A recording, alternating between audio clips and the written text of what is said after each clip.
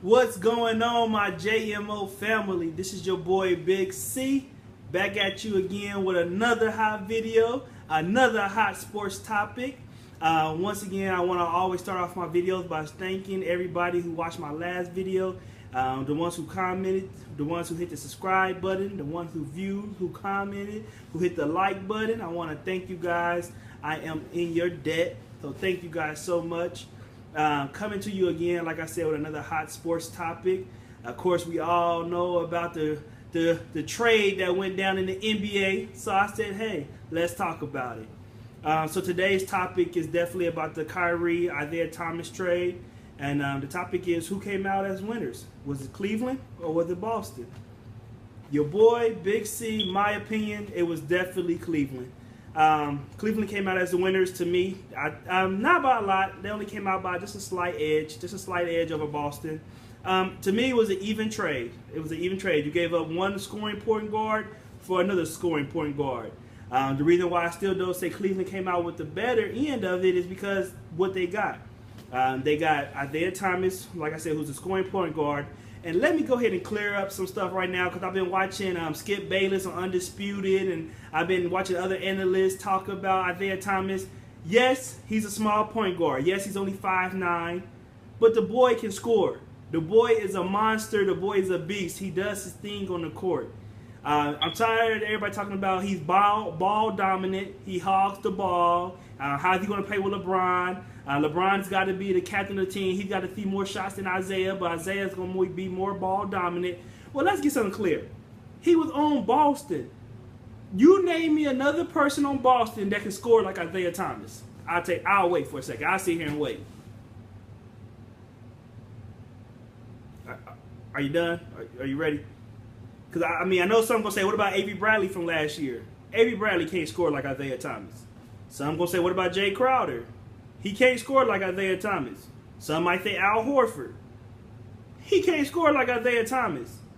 There was nobody on Boston's team last year that was a legit second scorer like Isaiah Thomas is. He can score the ball. So, of course, he was ball dominant. Of course, he put up numbers. He had to. The team that he was on, he had to score. He had no other option. If he wasn't scoring, you had Avery Bradley. Don't get me wrong. He was nice. He could do his thing. But Avery Bradley is known more of a defender than a scorer. Yes, he can score, but he's not known as a scorer. He's not a Kawhi Leonard. He's not a two-way player like that. He doesn't defend great and score great. He defends great, but he doesn't score great. He scores okay. So you can't say Avery Bradley. We know Jay Crowder is just good on defense. He can hit a three. Don't get me wrong. He can shoot from the. He can shoot a three. You get him in the right position. You set him up. He can hit the three. But he's not a scorer like Isaiah Thomas. So of course he was ball dominant. Of course he had to score. He was the only one on his team that can do it. So let's go ahead and get that on out the way. I wanted to get that out the way because, like I said, I've been hearing analysts talking about, oh, he's ball dominant. Oh, yeah, he's going to play with LeBron. He's not a typical Chris Paul type of point guard who liked to pass first, shoot second. Of course not, but he had to. Now, don't get me wrong. I'm not saying that now that he's in Cleveland, he's going to become that. I'm not saying he's going to be a pass first, score second player. No, he's going to look for his shot. But trust me, if anybody can make him pass the ball, it's going to be LeBron James. If you don't pass the ball to LeBron, then you're going to get dogged out. So Isaiah knows he's going to have to pass that ball to LeBron. He's going to have to learn how to pass the ball more. But that he is a scorer. Just like Kyrie is. Now I heard Skip Bayless talking about how Kyrie is taller and Kyrie can play defense when he wants to, and Isaiah plays no defense. That's still not good, because that means Kyrie plays it when he wants to. A great player plays defense all the time. They don't choose when they want to play. Oh, I'm playing against Chris Paul tonight. I'm gonna play defense. Oh, I'm playing against Rajon Rondo. I'm gonna let it go. I ain't gonna play no defense. No. If you ask LeBron, you ask Michael Jordan, you ask Scottie Pippen, whoever, Ray Allen, whoever it may be, Dwayne Wade, all the great players will tell you, you play on both ends of the floor. You play on both ends of the floor. So I just wanted to get that out the way first, because I'm tired of people dogging Isaiah Thomas like he's nothing. But like I said, back to the topic, I do feel like Cleveland came out as the winners. They got Isaiah Thomas, which to me, Kyrie and him are the same player. To me, Kyrie is just a little taller, maybe a better shooter. but to me, they still the same player. They're really the same player. So they got a point guard for a point guard. They got Jay Crowder, who's a good, like I said, who's good defensively. He's strong. He's defensively minded. He can shoot the three. To me, don't get me wrong, he's not better than Kyle Korver at the 3-point when shooting comes. Sorry, when it comes to shooting the three, he's not better than Kyle Korver, but at least he can play defense. We saw in the finals against Golden State, Kyle Korver couldn't guard the basketball. The basketball could be rolling on the other end of the court. Kyle Korver couldn't even guard it.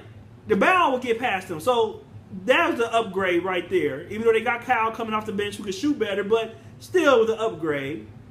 The biggest thing to me is they got a top pick next year. We all know Brooklyn's gonna probably be garbage again. They gonna give up. They gonna probably give up some points. They ain't gonna win that many games. So Cleveland got a top pick. Like I said in my very first video, they need to get a top pick for Kyrie. They got that, and then they got the center who's across seas right now. So we'll see what he is all about. But the top three right there, you got Isaiah Thomas. So to me, you got an even trade at the point guard position. You got Jay Crowder, and you got a top pick for next year. And trust me, next year is going to be a good draft class too. If you guys haven't watched, maybe like if you need to check out Ball is Life, check out some of the guys that's coming into the college game next year. Michael Porter Jr., beast, monster. Kind of to me reminds me of Kevin Durant. Can handle the ball, can shoot at his size. Check him out if you haven't. Another good player, Marvin Bagley. Duke Blue Devil. You see I got the blue on today. Duke Blue Devil. He's also a beast. Can dunk, can defend, can shoot a little bit. Great player. You got Colin Sexton going to Alabama next year. Great point guard. He's almost more of a scoring point guard than a passing too, but still a good point guard. So next year draft, if these guys go into college and do their thing and they come out next year draft is not going to be anything to sleep on. So that top pick that Cleveland got for the Brooklyn Nets, that's a good pick. Another reason why I feel like Cleveland also won in this trade is because, like I said, you traded point guard for point guard. You got your top draft pick. You got more depth now. Like I said, when you with Jay Crowder, you got more depth. So you got players who can come off the bench. You can rotate players. So if players get tired, you got players to come in. You got defenders now. You got tough defenders. Like I said, Jay Crowder is a tough defender. He's physical. He gonna put that body on you. He gonna lay that wood on you. He gonna make you back down. That's what you need against Golden State. When Cleveland won their first championship against Golden State, what was LeBron and them doing? Physical with him. Bumping Curry. You know what I'm saying? Bumping Clay. Getting physical with him. Making Draymond lose his mind. Not thinking right. That's what they need. They got to get back physical. To me, the Western Conference is all about pizzazz. They're not physical. They're all about pizzazz. In the East, you have a more physical style of basketball. A lot of teams in the East have them big, strong, rugged, physical guys who will put the body on you, back you down, let you feel it when you come into that pick, when they hit you with that pick. They make your body feel it. The West is all about, boom, boom, crossover, get past you, shoot. So that's what you need if you're going to try to beat Golden State next year. You need a lot of physicality. You need some good defenders who will put that body on you. And Jay Crowder gives you that. Also, what you have too is if LeBron decides to leave, which in my opinion, I think he is going to leave, but that's for another video. But I think LeBron is going to be out after this season is over with. You got a lot of freedom now. You got Isaiah Thomas, if he comes back healthy and ready to go, which I think he's going to be. Like I said, it's a contract year for him, so he's going to try to show out. So he's going to try to show that he can pass the ball. He's going to try to show that he can ball out. So you got him. You can re-sign him if LeBron decides not to come back. You can re-sign him for the max deal, which he deserves to me. You got the number, like I said, you got that top draft pick that Boston gave up, which is great. Now you can rebuild, like I told you about some of the guys that's going to be coming into college next year. You can rebuild if Isaiah decides to leave too. You got a corner piece that you can start rebuilding around and hope that they turn out to be a superstar.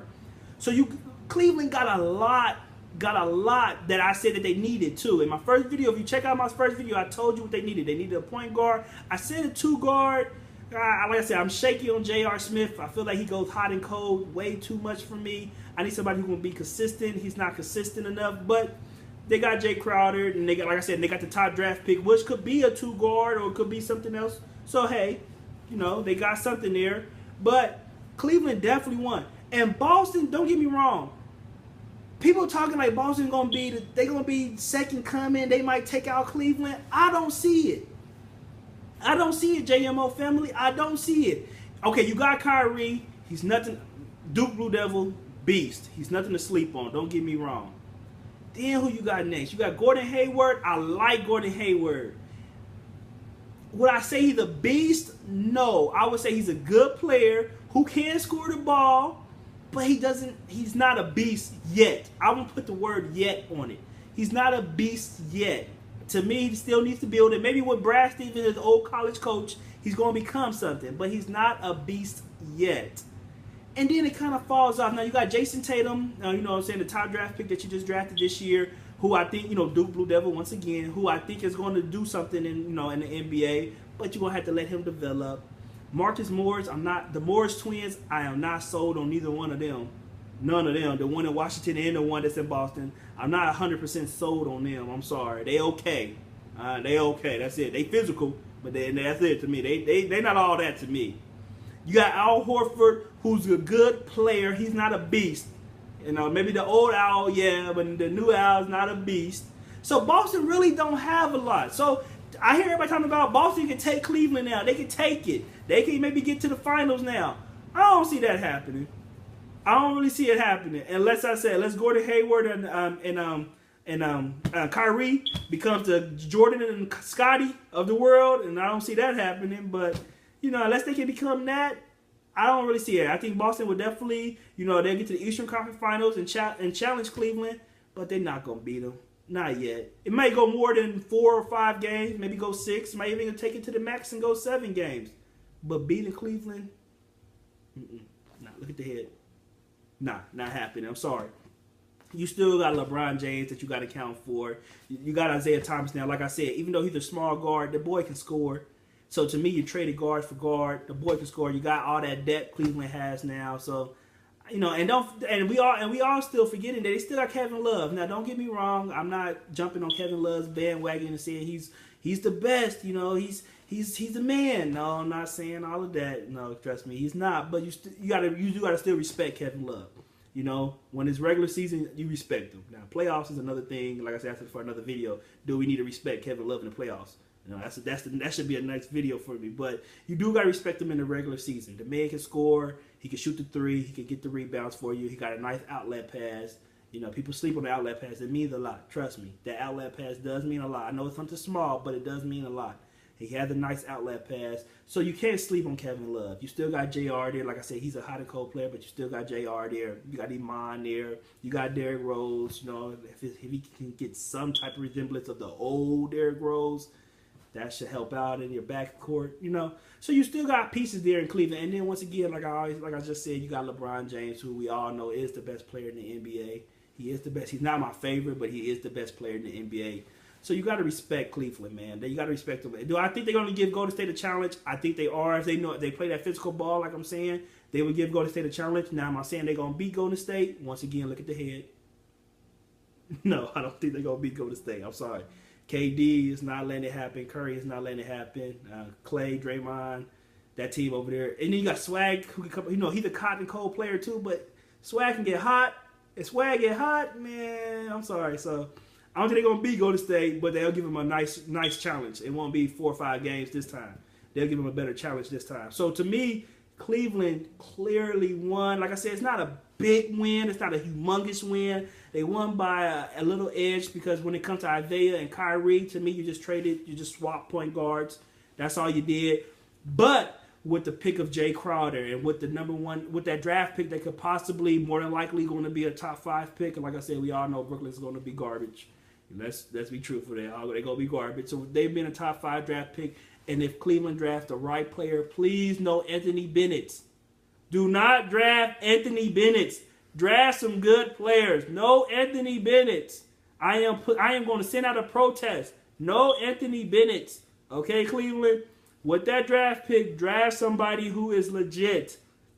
I gave you 3 guys that are going into the college game next year. To me, look legit at this point now. Watch them. Make sure you scout them real good. They look legit, though, to me. So, to me, like I said, Cleveland has definitely won this trade to me. It wasn't a huge win, but they did win it. I'm not saying Boston's going to suck next year either. I don't want people to start saying, I think Chris thinks Boston's going to suck. No, they're going to be the top. They're going to be a second seed in the East. They will be the second seed in the East. I just don't see them overtaking Cleveland. Unless LeBron just don't care. He's not into it, and that's the only way I can see that happening. So, Cleveland definitely won this trade. That's it for me. That's all I have to say for it. But you guys let me know what you think. Once again, hit that subscribe button. View this video. Comment. Let me know if I'm right, if I'm wrong. Let me know if you think Boston can beat Cleveland with this trade. Let me know what you guys think. My boy DC, Dorian Childs, is always commenting, always asking questions, always hit me up. Once again, man, I appreciate it, man. You the realest. You the truth, bruh. Thank you so much for showing support. Please, everyone, show support. Everybody's out there, my JMO family, please hit that subscribe button. Hit that view, watch, comment, hit the likes up button, hit the down likes button. If you think this video is garbage, let me know. Also, you can let me know what I can talk about, topics to talk about. The one-off topics will be coming soon, so be checking out the videos for the one-offs where I'm not talking about sports, I'm talking about something totally different. So be looking out for those videos too. So let me know what I can talk about there. Let me know how I'm doing. Let me know what I could do better at. Let me know how I could take JMO a little bit further. Let me know.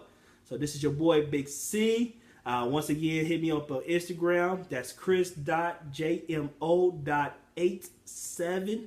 chris.jmo.87. Hit me up on Instagram if you want to get to see me, want to get to know me, want to check out some of my pics. You can hit me up there. And I'm out of here, guys.